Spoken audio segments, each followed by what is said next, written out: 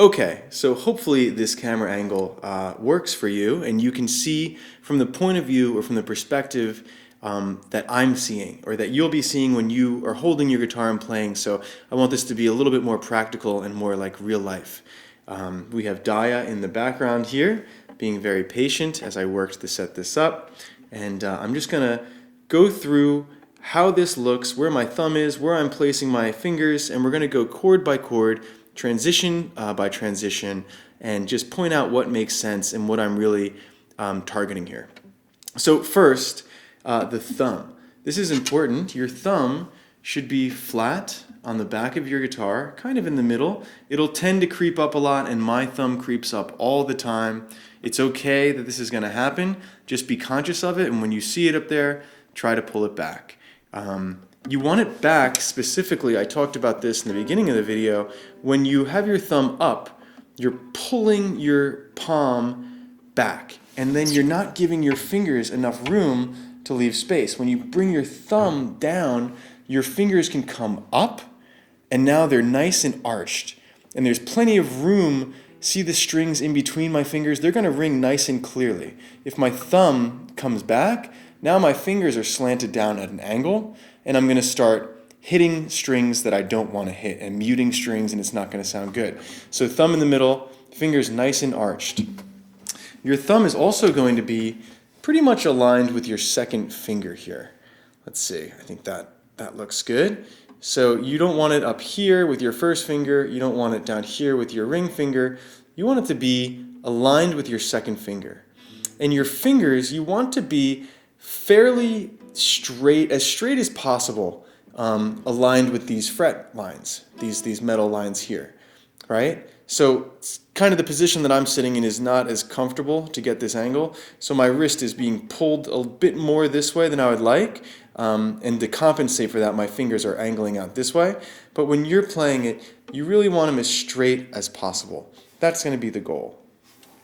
So let's start playing through some chords here, and I'll just show you what it sounds like, or what it's going to look like from my perspective. So we're going to go from our C. You can see I put my pinky down to hit that D, and I leave it down to hit that high E, because when I move to my D chord, the pinky is your anchor note. That finger is going to stay down when you move from your C.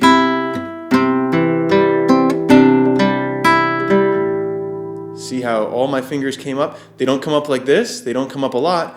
When you're moving your fingers, what I like to say is minimal movement is maximum efficiency. We want to play as efficiently as possible, and you want as little movement with your fingers as possible. So from my C chord to my D chord, C chord, D chord, C chord, D chord, right? And then pinky has to come back up when you go to your C, so D.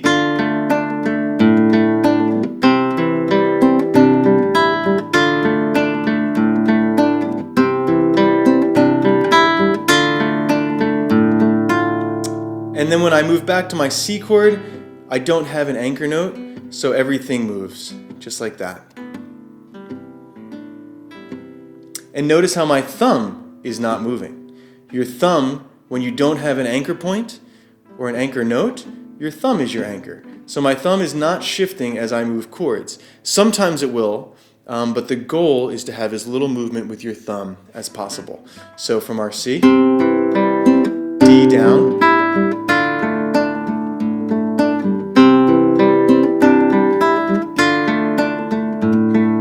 now we go to our F.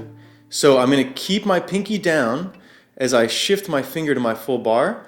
And when you're doing your full bar, you want your finger basically on the fret. You don't want it up here. You certainly don't want it up here. You want it on the fret.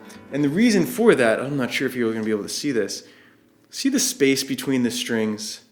There's far more space between the string and the fretboard down here. And when you move closer to the fret, there's far less space. I think the camera's going a bit out of focus here. But there's far less space between the string and the fret as opposed to the string and the neck, like that. See the difference? You can see the space between that. There it is. You can see the space, far less space. So the closer that you are, my finger is literally on this fret, if not hanging over, like the flesh, the meaty part of my finger is hanging over actually. And really it's like, it's here, I'll push down pretty hard so you can see the indications like the string lines where it is on my finger. It's more on the side of my finger than flat. It's a bit on my side. See that? Right on the fret. And now another trick, because I'm on this, when you're playing a bar chord, your first finger is not responsible for pressing down all of the strings as hard as possible. You have other strings that your fingers are going to be playing on. So your fifth string is played by your third finger, so you don't need as much pressure on your first finger there. Your pinky's playing the fourth string, and your middle finger is playing the third string. So my bar is actually, it's almost a little curved in the pressure that I'm pushing down, and I'm focusing the pressure on the low sixth string and the higher B and E string. I'm not applying pressure fully throughout my whole finger. I'm kind of bending it ever so slightly. It's not really a bend, it's more of just where I'm applying the strength and the pressure. And it's just on the lower string and the higher. And the innermost strings are being covered by, so I don't have to worry about pushing down on those, if that makes sense. So what's really important when you get in position, so just put your first finger down and make sure that you can play cleanly the lowest string and the highest string.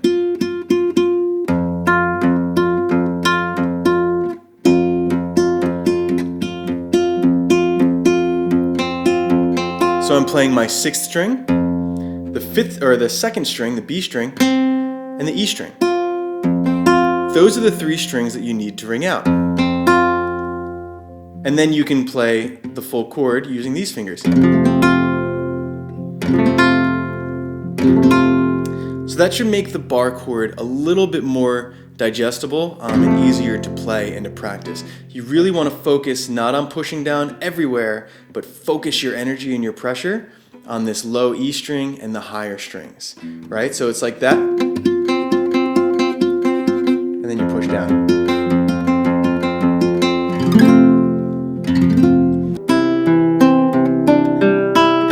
Now we're going to go to our A minor chord, and we have two anchor notes here. Our first finger and our second finger stay the same. So we just move our third finger from the C to the third string here to our A note.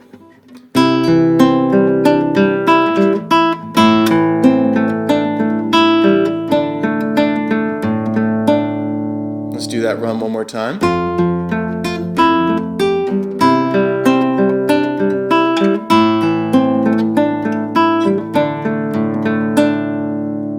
And once again, our anchor point from that C, or from our A minor, because we play our A minor, and then we put our pinky down on our D again, so we have an anchor point to move to our D chord. So once again, like how we used our C and we put our pinky down to move to our D minor, when we're in our A minor, we're also going to put our pinky down on the D, and we're going to keep that in place as we go to our D minor. So we're going to go,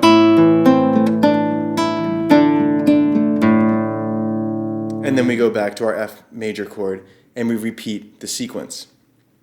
So that, hopefully this helps you have a better perspective on what it looks like to be playing, how it should look from your perspective and your point of view. I hope this helps.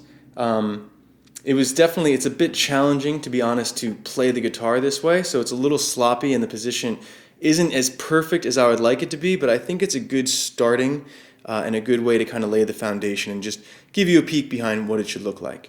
So hopefully this helped. Thank you very much for watching. Let me know if you have any questions, comments.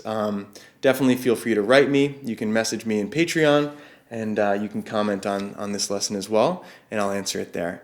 Thank you very much.